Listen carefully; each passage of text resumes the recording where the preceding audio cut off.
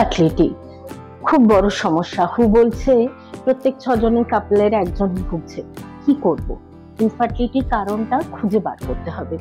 যে একদম বাচ্চা আসছে না, এই ক্ষেত্রে অন্য কোনো কারণগুলো যেমন থাকে, ইউটেরাসের স্ট্রাকচারাল প্রবলেম, স্পার্ম পৌঁছাতে পারছে না, এন্ডোক্রিনোলজিক্যাল প্রবলেম, এগুলো যদি নর্মাল বেরোয় অবশ্যই জেনেটিক কারণটা খুঁজে দেখুন। জেনেটিক কাউন্সেলিং অবশ্যই করুন। ক্রোমোজোমের স্ট্রাকচারাল প্রবলেম অনেক সময় থাকে, অনেক সময় ওয়াই ক্রোমোজোম মাইক্রোডিলিশন থাকে, আবার অনেক সময় জিনের এমন ভ্যারিয়েশন থাকে যেটা কিনা এমব্রায়ো ম্যাচুরেশন হতে দিচ্ছে না, স্পার্মের ঠিকঠাক ফর্মেশন হতে দিচ্ছে না। সুতরাং কেরিয়ার স্ক্রিনিংও এক্ষেত্রে খুব জরুরি। জেনেটিক কাউন্সেলিং করলে আমরা ইনফার্টিলিটির কারণও খুঁজতে পারি, তার সমাধানও